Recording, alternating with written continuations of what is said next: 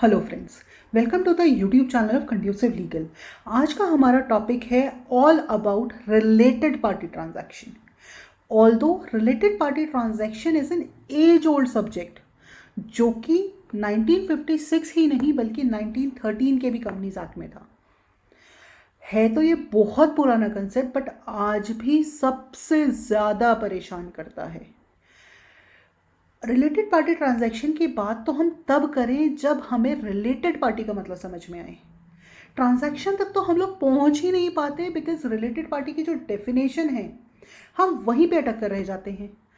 अगर एक बार हमें रिलेटेड पार्टी समझ में आ जाए, रिलेटेड पार्टी कौन है क्या है उसकी डेफिनेशन समझ में आ जाए कि कौन आएगा रिलेटेड पार्टी में, तो हमें ये तो बिल्कुल क्लियर है कि कोई भी ट्रांजैक्शन कंपनी जो रिलेटेड पार्टी के साथ करती है या करेगी वो रिलेटेड पार्टी ट्रांजैक्शन होती है। तो आइए देखते हैं कि क्या होता है related party as per Companies Act. Related party को डिफाइन किया हुआ है कंपनीज एक्ट में सेक्शन 2 सबसेक्शन 76 में। जैसा कि हम सब जानते हैं कि 99% एक्ट्स में जो डेफिनेशन का सेक्शन होता है वो हमेशा सेक्शन 2 होता है। तो सेक्शन 2 सब सेक्शन 76 में जो डेफिनेशन दी हुई है वो तो हम सबने ही पढ़ी होगी, और इनफैक्ट अगर पढ़ी नहीं भी है तो हम उसे इजीली पढ़ सकते हैं। अब बात ये आती है कि पढ़ तो हम सकते हैं लेकिन हम उसे जहन में कैसे बिठाएं, मतलब कैसे ऐसा करें कि हमें रिलेटेड पार्टी का जो कंसेप्ट है वो हमेशा क्रिस्टल क्लियर रहे, या हमें वापस बुक्स रेफर करनी ना पड़े, या हमें वापस कोई रेफरेंस ना लेना पड़े कि रिलेटेड पार्टी होती क्या है, ये ट्रांजैक्शन आएगी नहीं आएगी, क्या करें। तो इसे हम कुछ कैटेगरीज में डिवाइड कर लेते हैं। पहले तो हमेशा ये याद रखिए कि डायरेक्टर केएमपी रिलेटेड पार्टी में आते हैं और इनके साथ आते हैं इनके रिलेटिव। अब अगर मैं रिलेटिव्स की बात करूं तो कंपनीज एक्ट ने न्यूक्लियर फैमिली के ट्रेंड के तरह रिलेटिव को डिफाइन किया है। जैसे आपने देखा होगा कि आजकल न्यूक्लियर फैमिलीज का ट्रेंड है, तो कंपनीज एक्ट ने भी रिलेटिव की डेफिनेशन को डिफाइन करते हुए न्यूक्लियर फैमिली को ही तर्ज दी है, ना कि पूरा टब्बर जोड़ा है रिलेटिव की डेफिनेशन में। तो रिलेटिव में आते हैं केवल हस्बैंड वाइफ, माँ पापा, भाई बहन और बच्चे, और बच्चों के स्पाउस। वैसे तो आजकल एचयूएफ का ट्रेंड नहीं है बिकॉज जॉइंट फैमिलीज होती नहीं है, तो एचयूएफ होने का कोई मतलब नहीं है। लेकिन अगर फिर भी आपने किसी ने टैक्स बेनिफिट के लिए एचयूएफ बना रखी है तो उसमें भी जो लोग मैंने आपको अभी ऊपर बताया न्यूक्लियर फैमिली वाले, लगभग वही लोग मेंबर्स होते हैं। ऑल्दो जो एक्ट है वो हमें ये कहता है कि हमें एचयूएफ के जो मेंबर्स हैं उन्हें भी रिलेटिव में या रिलेटेड पार्टी में ऐड करना होगा, बट प्रैक्टिकली आजकल नॉर्मली कोई इनसे ज़्यादा लोग एचयूएफ में भी नहीं होते हैं। तो अब हमें रिलेटिव क्लियर हो गया, और ये भी क्लियर हो गया कि related party means director KMP और उनके रिलेटिव। इसमें मैं आपको मैनेजर अलग से इसलिए नहीं बता रही because manager is also a part of KMP. तो अब अगर हमें रिलेटेड पार्टी को एक लाइन में डिफाइन करना हो, उसका मतलब आपको अगर एक लाइन में बताना हो तो रिलेटेड पार्टी का मतलब होता है director KMP and there relative, और कोई भी ऐसी एंटिटी जिसमें उनका इंटरेस्ट या इन्फ्लुएंस हो। अगर आपको ये कंसेप्ट क्लियर हो गया है तो फिर आज आप ये समझ लीजिए कि आपको रिलेटेड पार्टी समझ आ गई है और आपके रिलेटेड पार्टी की सारी क्वेरी, सारी प्रॉब्लम हमेशा के लिए सॉल्व हो गई है। अब अगर मैं बात करूं एंटिटीज़ की, तो सबसे पहले हम बात करते हैं फर्म की। तो एक फर्म में कैसे इंटरेस्ट होगा? ऑब्वियस सी बात है कि अगर आपका डायरेक्टर केएमपी या उसका रिलेटेड जो उसका जो रिलेटिव है वो किसी फर्म में अगर पार्टनर है तो वो फर्म जो होगी वो भी आपकी रिलेटेड पार्टी में आएगी। इसी तरह अगर मैं सिमिलरली प्राइवेट कंपनी की बात करूं तो अगर आपका डायरेक्टर केएमपी या उनका रिलेटिव किसी कंपनी में डायरेक्टर या मेंबर है तो वो आपकी रिलेटेड पार्टी है।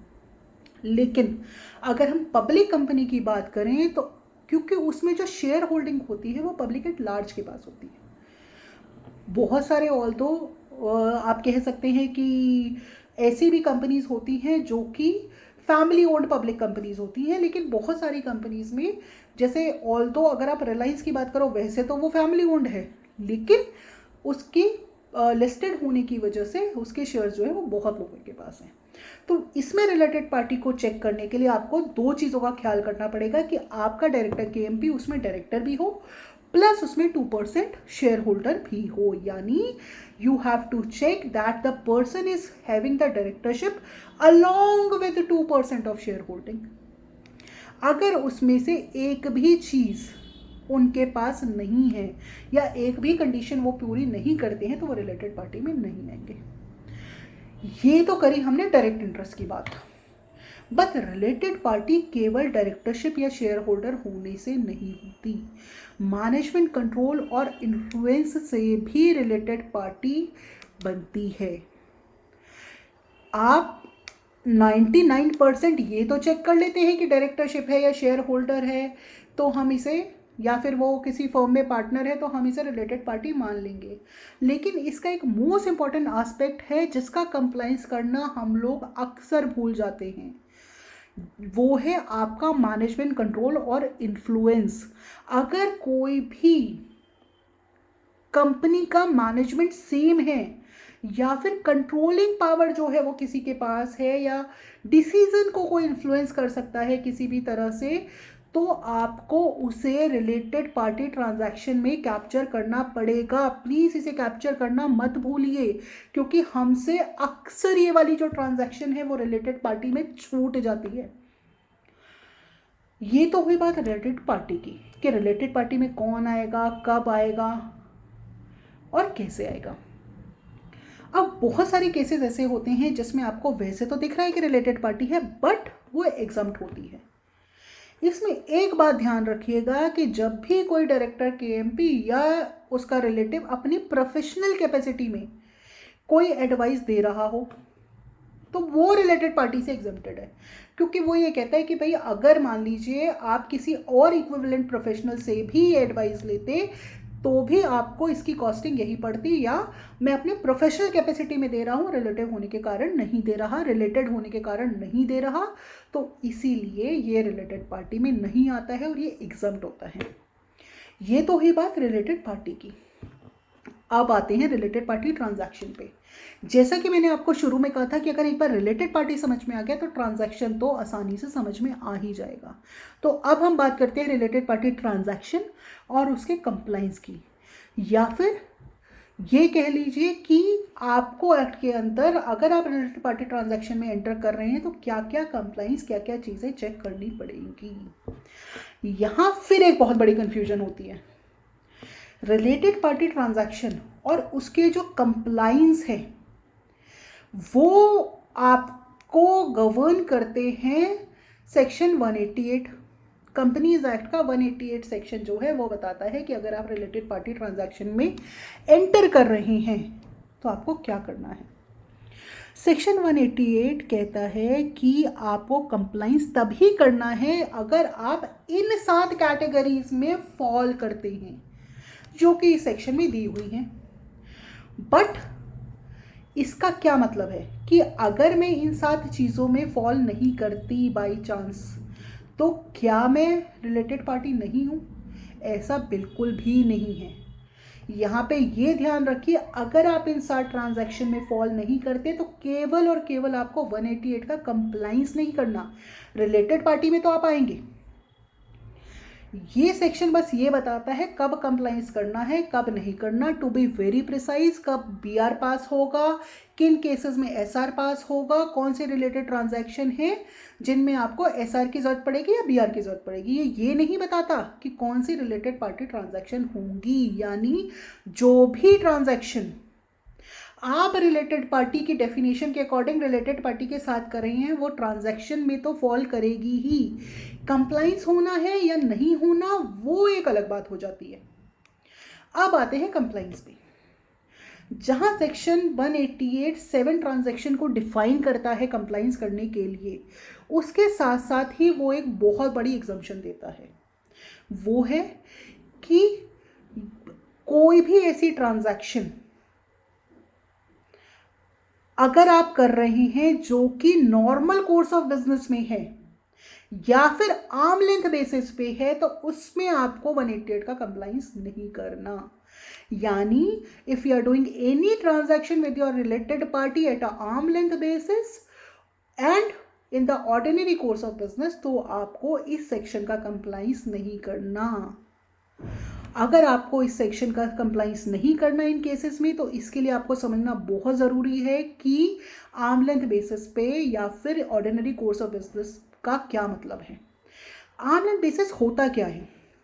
जैसा कि वर्ड आपको अपने आप बता रहा है कि कोई भी ऐसी ट्रांजैक्शन जिसमें किसी को कोई अनड्यू एडवांटेज ना दिया गया हो, कोई फेवर ना किया गया हो, या फिर किसी को किसी ऑफिस ऑफ प्रॉफिट की जगह पे आपको प्लेस ना कराया गया हो, या नॉर्मल पैरालांस में ये काम होता तो इतनी ही एफिशिएंसी से होता और उसके इतने ही पैसे देने पड़ते, तो उन ट्रांजैक्शन को आप कहते हैं कि ये आर्म लेंथ बेसिस पे हैं। यानी we have kept a distance while getting into this transaction. हमने इसमें कोई फेवरेटिज्म या कोई भी इन्फ्लुएंस या कोई भी जिसे कहते हैं ना एडवांटेज दूसरी पार्टी को नहीं दिया। अब आप बात करते हैं ऑर्डिनरी कोर्स ऑफ बिजनेस की। Although ordinary course of business जो है वो कहीं पे भी कंपनीज एक्ट में तो डिफाइन है नहीं, तो इसका जो मीनिंग है वो तो आपको वही लेना पड़ेगा जो कि एक डिक्शनरी मीनिंग है। और ऑर्डिनरी कोर्स ऑफ बिजनेस का डिक्शनरी मीनिंग कहता है कि भैया सिंपल सी बात है, जो नॉर्मल कोर्स में बिजनेस करने के लिए चीज़ें करनी ज़रूरी हैं वो ऑर्डिनरी कोर्स ऑफ बिजनेस है। अब आते हैं कि वो कौन सी 7 चीज़ें हैं जिनके होने पे सेक्शन 188 अट्रैक्ट करेगा और उसका कंप्लाइंस जो है वो आपको करना पड़ेगा। तो इन ट्रांजैक्शन की अगर मैं बात करूं तो इसमें सबसे पहली ट्रांजैक्शन है सेल एंड परचेज या फिर सप्लाई किसी भी गुड्स या मटेरियल की, किसी भी प्रॉपर्टी को बेचना खरीदना या उसे डिस्पोज करना, किसी भी प्रॉपर्टी को लीज पे देना, या फिर ये तो हो गए ट्रेन ट्रांजैक्शन की किसी भी प्रॉपर्टी को अगर आप लीज पे देते हैं, सेल परचेज करते हैं, या कोई भी मटेरियल जो है उसकी आप सेल परचेज कर रहे हैं या गुड्स की सेल परचेज कर रहे हैं, तो वो आपका जो है इन 7 ट्रांजैक्शंस में आएगा। इसके अलावा अगर आप ऐसे ही कोई भी सर्विस रेंडर कर रहे हैं या अवेल कर रहे हैं। अब इसके बाद इन ट्रांजैक्शंस जो मैंने आपको ऊपर बताई हैं, अगर इसको आप किसी एजेंट के थ्रू कर रहे हैं और आपने वो एजेंट अपॉइंट किया है तो भी वो रिलेटेड पार्टी में आएगा। इसके अलावा मोस्ट इंपॉर्टेंट आता है कि अगर रिलेटेड पार्टी का अपॉइंटमेंट आपने किसी ऑफिस ऑफ प्रॉफिट में कराया है, यानी किसी सब्सिडरी या एसोसिएट कंपनी के ऑफिस ऑफ प्रॉफिट में आपने किसी रिलेटेड पार्टी का जो है अपॉइंटमेंट कराया है, तो भी वो इसमें फॉल करेगा। लास्ट है कि अगर आपने कंपनीज की सिक्योरिटी या डेरिवेटिव्स को अंडरराइट किया है तो भी वो इसमें फॉल करेगा। तो ये तो बात हुई हमारी अब तक की क्या कहते हैं कि कौन सी ट्रांजैक्शंस इसमें आएगी। अब बात करते हैं कंप्लाइंस की। तो सबसे पहली जो 5 ट्रांजैक्शन है, या ये कह लीजिए जो भी ट्रांजैक्शन सेल परचेज लीज से रिलेटेड है, अगर उसकी वैल्यू कंपनी के टर्नओवर के 10% या उससे कम है तो बीआर पास होगा, और अगर उससे ज़्यादा है तो एसआर पास होगा। और अगर किसी कंपनी ने अपने सब्सिडरी या एसोसिएट कंपनी के ऑफिस ऑफ प्रॉफिट पे ऑफिस ऑफ प्रॉफिट में किसी को अपॉइंट कराया है और उसकी रेम्यूनरेशन महीने की 2.5 लाख रुपए से कम है तो बीआर, 2.5 लाख रुपए से ज़्यादा है तो आपका क्या पास होगा? एसआर। अब बात करते हैं लास्ट ट्रांजैक्शन की जो है अंडर राइटिंग। अंडर राइटिंग के केस में अगर 1% नेटवर्थ से कम है तो बीआर, 1% नेटवर्थ से ज़्यादा है तो एसआर। यानी यहाँ आपको 3 जो हैं वो लिमिट्स याद करनी है। 10% of turnover, 2.5 lakh per month की सैलरी, और अगर अंडर राइटिंग की बात करें तो 1% ऑफ योर नेटवर्थ। ठीक है जी। और इसमें एक चीज़ और है कि इनकेस अगर आपकी कंपनी है अगर उस पर ऑडिट कमेटी एप्लीकेबल है तो उसका भी अप्रूवल सबसे पहले लेना मैंडेटरी है रिलेटेड पार्टी ट्रांजैक्शन के लिए, फिर चाहे वो 188 की इन 7 चीज़ों में फॉल करे या नहीं करे, ऑडिट कमेटी का जो अप्रूवल है वो मैंडेटरी है। तो अगर मैं कंप्लाइंस की बात करूं कि उसका क्या सीक्वेंस होगा, वो कैसे होगा, तो अगर ऑडिट कमेटी एप्लीकेबल है तो सबसे पहले आप क्या करेंगे, सबसे पहले आप लेंगे ऑडिट कमेटी का अप्रूवल। उसके बाद अगर आप लिमिट में फॉल करते हैं बीआर की तो आप बीआर पास कराएंगे, नहीं तो बीआर पास करने के बाद अगर आप लिमिट एक्सीड कर रहे हैं तो आपको BR के साथ साथ क्या करना पड़ेगा, आपको SR भी पास कराना पड़ेगा। अब ये तो बात हुई हमारी सारी कंप्लाइंस की।